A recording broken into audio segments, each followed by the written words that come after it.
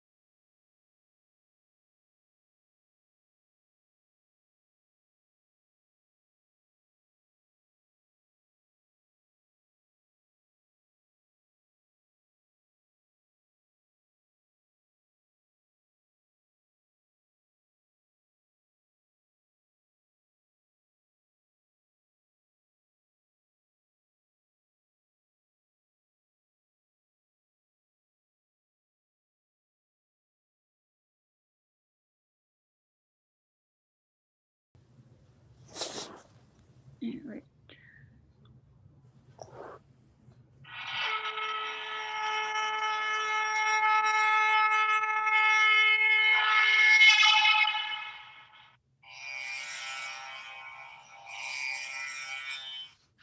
भोगैश्वर्यप्रसक्तानां तयापहृतचेतसां व्यवसायात्मिका बुद्धिः समाधौ न विधीयते.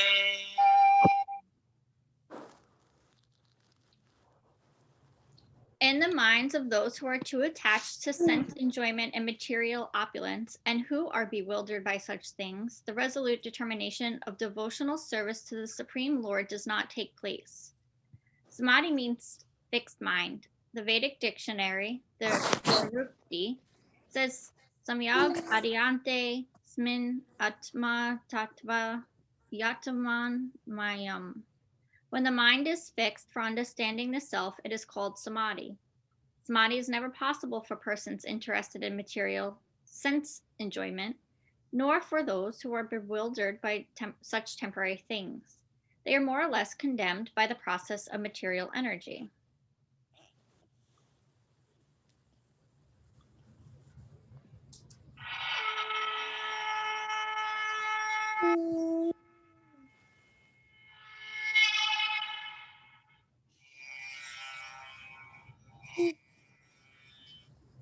त्रैगुण्यविषया वेदाः निस्त्रैगुण्यो भवार्जुन निर्द्वन्द्वो नित्यसत्त्वस्थः निर्योगक्षेम आत्मवान्.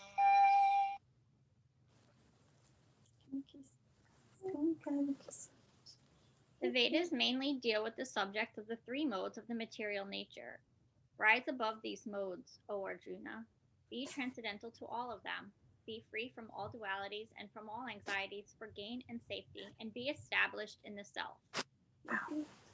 All material activities involve actions and reactions in the three modes of material nature. They are meant for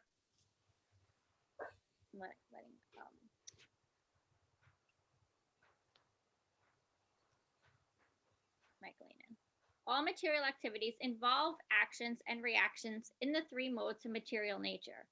They are meant for fruitive results which cause bondages in the material world. The Vedas deal mostly with the fruitive activities to gradually elevate the general public from the field of sense gratification to a position on the transcendental plane. Arjuna, as a student and friend of Lord Krishna, is advised to raise himself to the transcendental position of Vedanta philosophy, where in the beginning there is a Brahma Jnasana, or questions on the supreme transcendence. All of the living entities who are in the material world are struggling very hard for existence. For them, the Lord, after creation of the material world, gave the Vedic wisdom advising how to live and get rid of the material entanglement. When the activities for sense gratification, namely the Karma Kanda chapter, are finished, then the chance for spiritual realization is offered in the form of the Upanishads, which are part of different Vedas, as the Bhagavad Gita is a part of the fifth Veda, namely the Mahabharata. The Upanishads mark the beginning of transcendental life. As long as the material body exists, there are actions and reactions in the material modes. One has to learn tolerance in the face of dualities, such as happiness and distress, or cold and warmth, and by tolerating such dualities, become free from anxieties regarding gain and loss. This transcendental position is achieved in full Krishna consciousness when one is fully dependent on the goodwill of Krishna.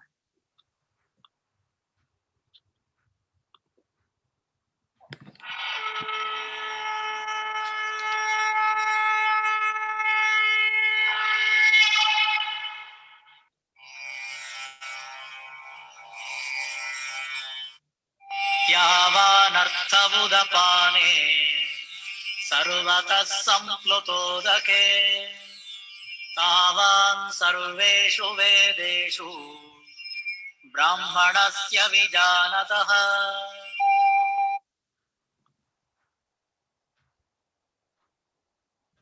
All purposes that are served by the small pond can at once be served by the great reservoirs of water. Similarly, all the purposes of the Vedas can be served to one who knows the purpose behind them. The rituals and sacrifices mentioned in the Karmakanda division of the Vedic literature are to encourage gradual development of self-realization. And the purpose of self-realization is clearly stated in the 15th chapter of the Bhagavad Gita. The purpose of studying the Vedas is to know Lord Krishna, the primeval cause of everything. So self-realization means understanding Krishna and one's eternal relationship with him. The relationship of the living entities with Krishna is also mentioned in the 15th chapter of the Bhagavad Gita. The living entities are part and parcels of Krishna. Therefore, revival of Krishna consciousness by the individual living entity is the highest perfectional stage of Vedic knowledge. This is confirmed in the Srimad Bhagavatam as follows. Aho bata svapako to gariyan, yaj jivagari vartari varte nama tubhyam, tapas tu Yuhuva Sasnu Arya Brahma Nukur Nama Granti Yiti. Oh, my Lord, a person who is chanting your holy name, although born of a low family like that of the Kandala dog eater, is situated on the highest platform of self-realization. Such a person must have performed all kinds of penances and sacrifices according to the Vedic rituals and studied the Vedic literature many, many times after taking his bath in all the holy places of pilgrimage.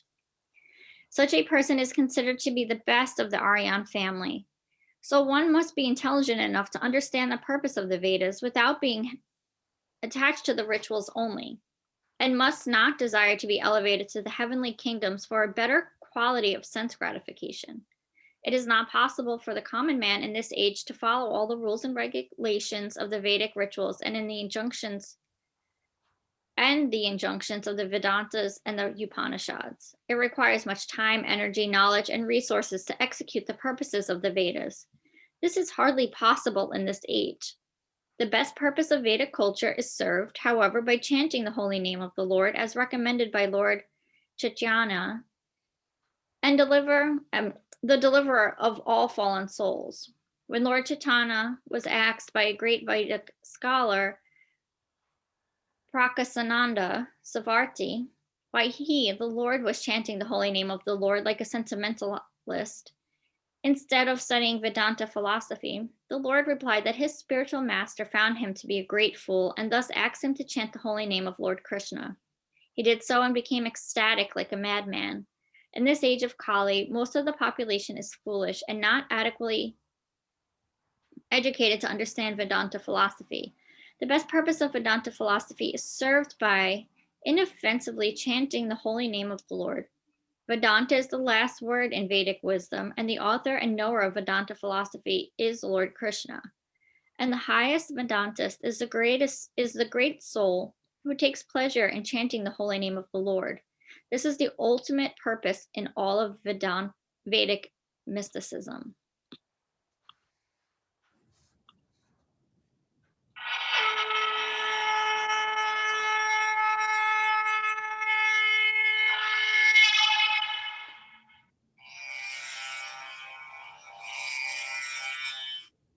कर्मण्येवाधिकारस्ते मा फलेषु कदाचन मा कर्मफलहेतुर्भूः मा ते सङ्गोऽस्त्वकर्मणि.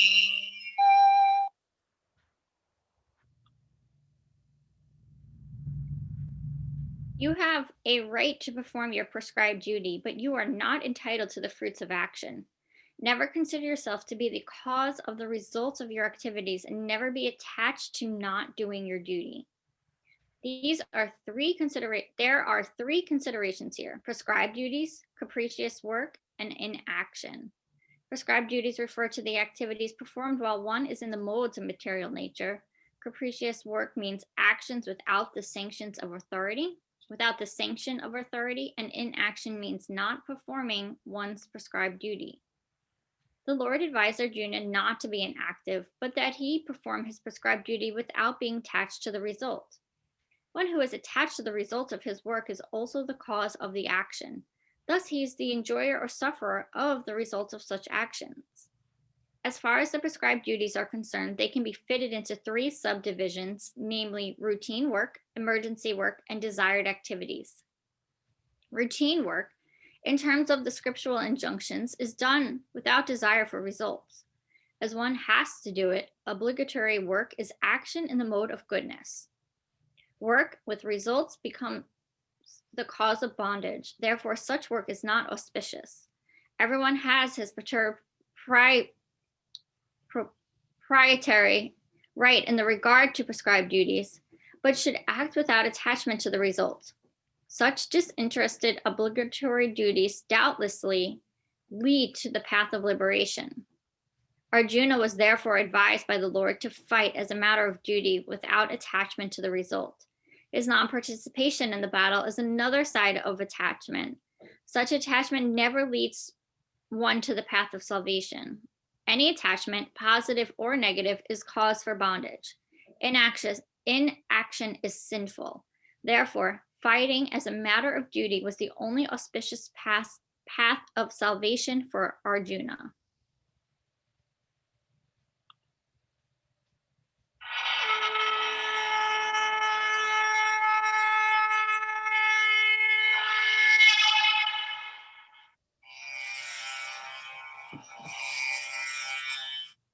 योगस्थः कुरु कर्माणि सङ्गं त्यक्त्वा धनञ्जय सिद्ध्यसिद्ध्यो समो भूत्वा समत्वं योग उच्यते.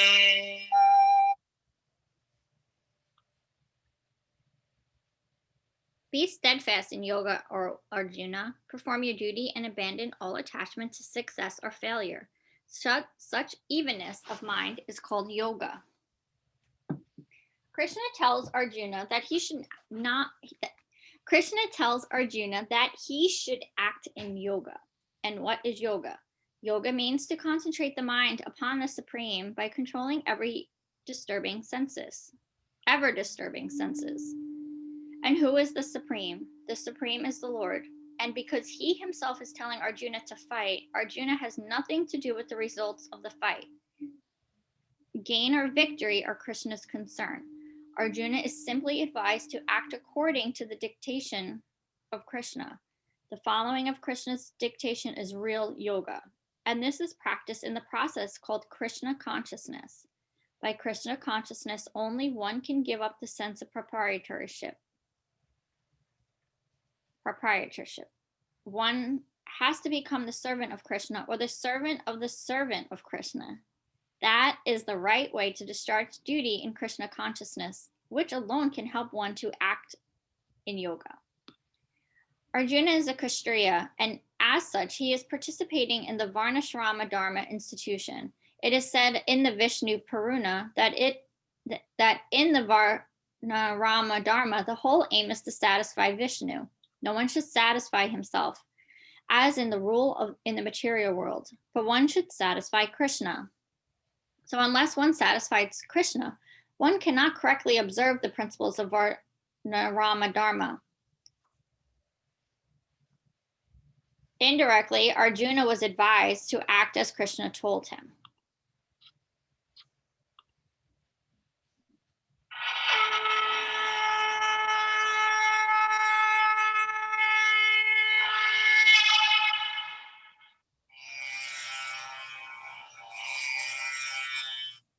दूरेण ह्यवरं कर्म बुद्धियोगात् धनञ्जय बुद्धौ शरणमन्विच्छ कृपणाः फलहेतवः.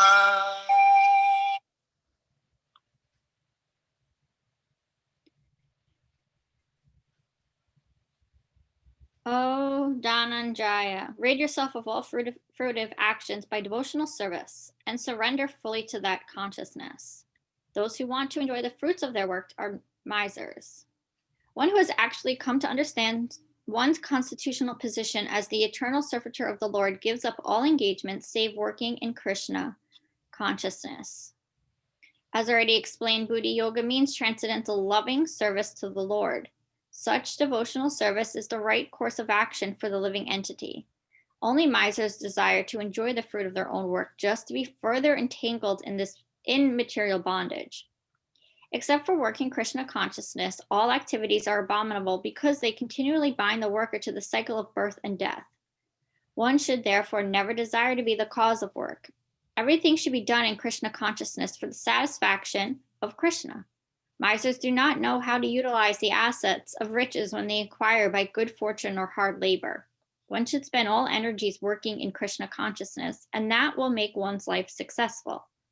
Like the misers, unfortunate persons do not employ their human energy in the service of the Lord.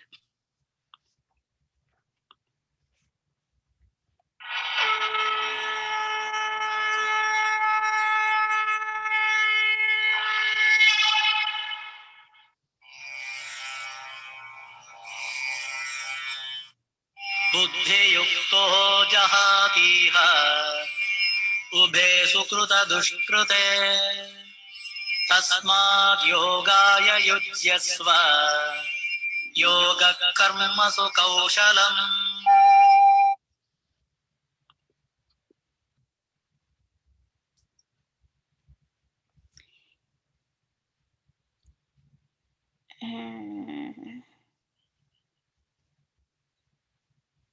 On 51, right? Did I just read 50? What did I just do? We're on 50. That's what I thought, but now I'm confused. 50. I thought I just read this. A man engaged in devotional service rids himself of both good and bad actions, even in this life. Therefore, strive for yoga, O Arjuna, which is the art of all work. Since time immemorial, each living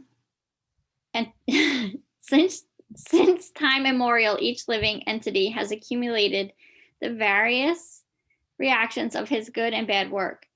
As such, he is continuously ignorant of his real constitutional position. One's ignorance can be removed by the instruction of the Bhagavad Gita, which teaches one to surrender unto Lord Krishna in all respects and become liberated from the chain victimization of action and reaction, birth after birth. Arjuna is therefore advised to act in Krishna consciousness, the purifying process of resultant action.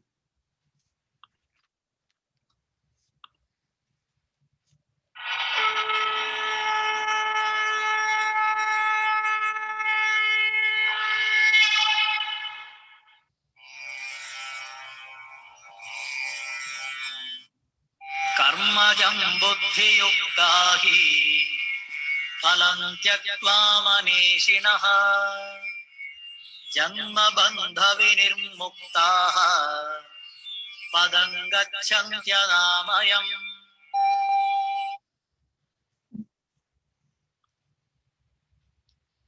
The wise, engaged in devotional service, take refuge in the Lord and free themselves from the cycle of birth and death by renouncing the fruits of action in the material world. In this way, they can attain that state beyond all miseries. The liberated living entities seek that place where there are no material miseries. The Bhagavatam says, Samasrita yi pada palava palavam mahat matam punya yasa murura bhavam buddhar vatsa padam param padam yad vipadam na tasam. For one who has accepted the boat of the lotus feet of the Lord, who is the shelter of the cosmic manifestation and is famous in Mukunda, or the giver of mukti. The ocean of material world is like the water contained in a calf's hoof print. Parampadam, or the place where there are no material miseries, or Vakunta, and is his goal, not the place where there is danger in every step of life. Owing to ignorance, one does not know that this material world is only a miserable place where there are dangers at every step. Out of ignorance only, less intelligent persons try to adjust the situation by fruitive activities, thinking that resultant actions will make them happy. They do not know that no kind of material body anywhere within the universe can give life without miseries. The miseries of life, namely birth, death, old age, and diseases, are present everywhere within the material world. But one who understands his real constitutional position as the eternal servitor of the Lord, and thus knows the position of the personality of Godhead, engages himself in the transcendental loving service of the Lord. Consequently, he becomes qualified to enter the Vakunta planets, where there is neither material, miserable life, nor the influence of time and death. To know one's constitutional position means to know that also the sublime position of the Lord. One who wrongly thinks that the living entity's position and the Lord's positions are on the same level is to be understood to be in darkness and therefore unable to engage himself to the devotional service of the Lord. He becomes a Lord himself and thus paves the way for the repetition of birth and death. But one who, understanding that his position is to serve, transfers himself to the service of the Lord, at once becomes eligible for Vakunta Loka. Service for the cause of the Lord is called Karma Yoga or Buddhi Yoga, or in plain words, devotional service to the Lord.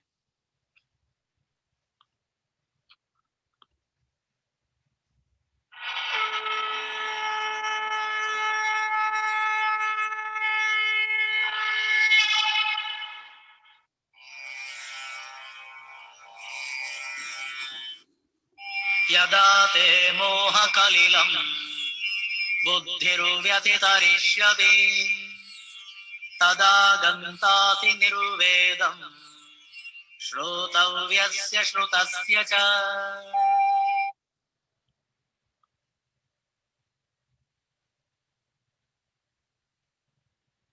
When your intelligence has passed out of the dense forest of delusion, you shall become indifferent to all that has been heard and all that is to be heard.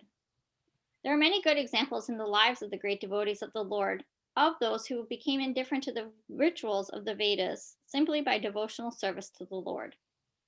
When a person factually understands Krishna and his relationship with Krishna, he naturally becomes completely indifferent to the rituals of fruitive activities, even though an experienced Brahmana. Sri Madhavendra Puri, a great devotee and acharya in the line of the devotees, says, Sanyaya Vandanda Bhadram Astu Bhavato Bo Sanana Tubayam Namo Bo Deva Pritrascha Taparna Vidyu Nayam Kasama Kasayagatam Yatra Kavapi Nisadya Yadava Kulatamasaya Kamasa Divisya Samara Samarmam Agam Harami Tadalam Maya Manyan Kim Anayami. O Lord, in my prayers 3 times a day, O glory to you. Bathing, I offer my obeisances unto you. O demigods, O forefathers, please excuse me for my inability to offer you my respects. Now, wherever I sit, I can remember the great descendant of the Yadu dynasty, Krishna, the enemy of Kamsa, and thereby I can free myself from all sinful bondage. I think this is sufficient for me. The Vedic rites and rituals are imperative for neophytes, comprehending all kinds of prayers 3 times a day, taking a bath early in the morning, offering respects to the forefathers, etc. But when one is fully in Krishna consciousness and engaged in his transcendental loving service, one becomes indifferent to all these regular principles because he has already attained perfection. If one can reach the platform of understanding by service of the Supreme Lord Krishna, he has no longer to execute different types of penances and sacrifices as recommended in revealed scriptures. And similarly, if one has not understood that the purpose of the Vedas is to reach Krishna and simply engages in the rituals, etc., then he is uselessly wasting time in such engagements. Persons in the Krishna consciousness transcend the limit of Sapna Brahma, or the range of the Vedas and the Upanishads. So I'm going to stop there, and tomorrow we'll start on 53. I'm going to make a note.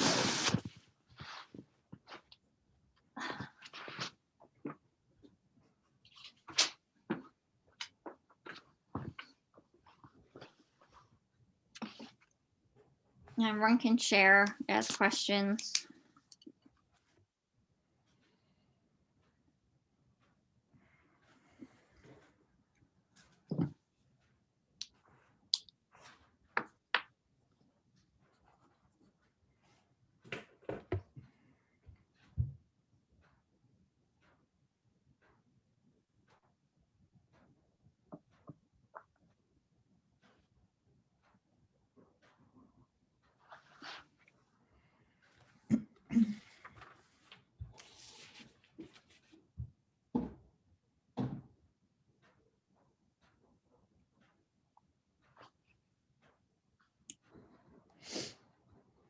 We're quiet this morning. Can somebody, this isn't a question about the text we've read, but it's a question about placing the Vedas in some kind of context.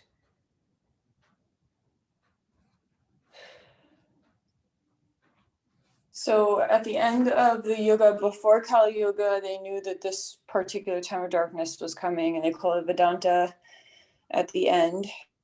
So they created all these texts to help guide the people during Kali Yuga. Even though the information was already out there, they just started writing it down. So that's what the Vedas are? Yeah, the Vedas are just a series of texts on how to live in every different avenue of life. So like Ayurveda comes from the Vedas too. Right. So but it sounds from what you said that they were, the information was out there, but it was textualized in response to the knowledge that a bad time was coming and people would need extra guidance to live through the bad time. Right, because like our memories are really bad now and our lifespan is really short. So in earlier yogas, there was a longer lifespan. People could remember things better. You know, like I don't even remember what I had for breakfast 3 days ago, you know. Mm-hmm. So as much as I could do to try to memorize all the different things, it's not going to be at the level, you know, a lot of these sages will take like herbs to help your memory. And, you know, as you meditate, it changes the quality of the brain and its ability to remember things. But Maya Devi is very, very strong right now. Right, the aspect of illusory energy in the universe is very strong in Kali Yuga. So we need these sort of, we have to be reading all the time to remember, you know, what we're trying to accomplish and keep our heads straight, essentially.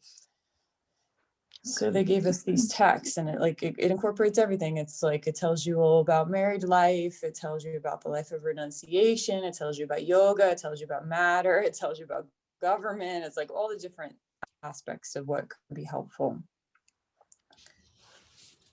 Okay, thanks. Thank you. You're welcome.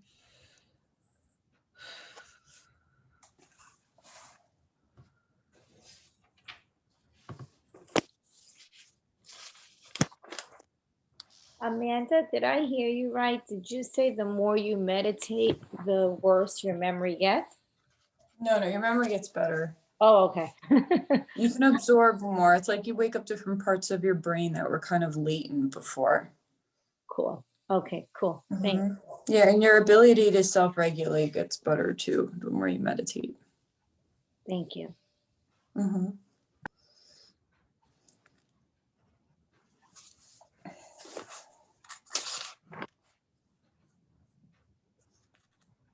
So should we meditate? Anybody have any other thoughts? Yeah, I figured I'm drinking tea and it has like powder in it and it's making me choke. Sounds great. Yeah. You okay, Pam? Yeah, I'm fine. That's why I keep muting myself. It's just like scratching the back of my throat. I drink it every morning. It's just like ginger and turmeric powder. Oh, that's healthy. I gotta pop off though, ladies. I'm gonna meditate tonight. All right. Enjoy your day. Thank you so much for Bye. reading. Have a good one, everyone. You too. See you tomorrow. Yep. Mañana.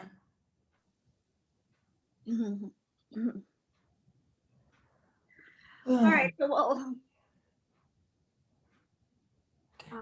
do some breath work and we'll meditate.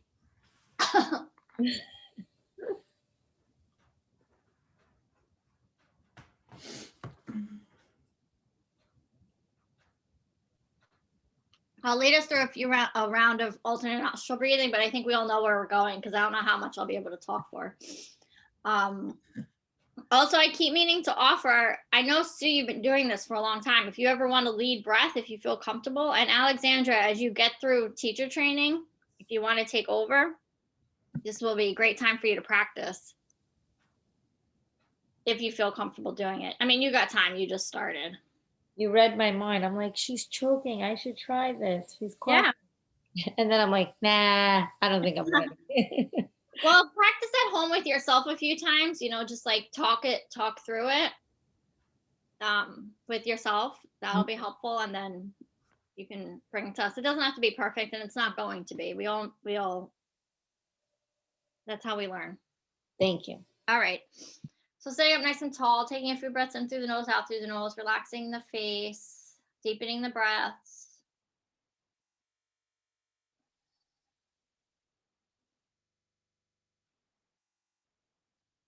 Then pulling your right hand over to your face, closing the peace fingers into the palm. You'll close your right nostril with your thumb. Inhale through your left. Close left, exhale right. Inhale right. Close right, exhale left. Inhale left. Close left, exhale right. Inhale right. Close right, exhale left. Continuing on like that, a few more rounds, adding locks and retention if it's in your practice.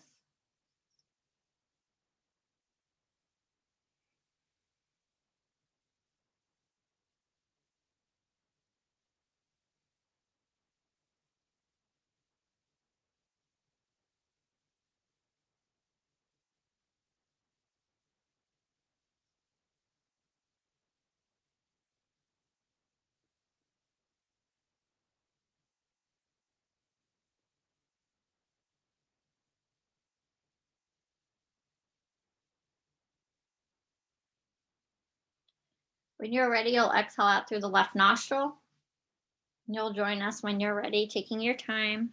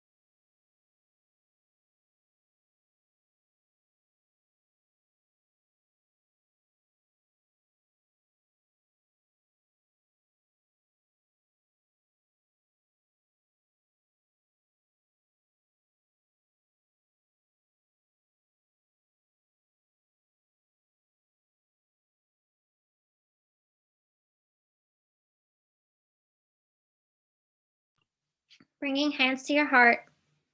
Namaste.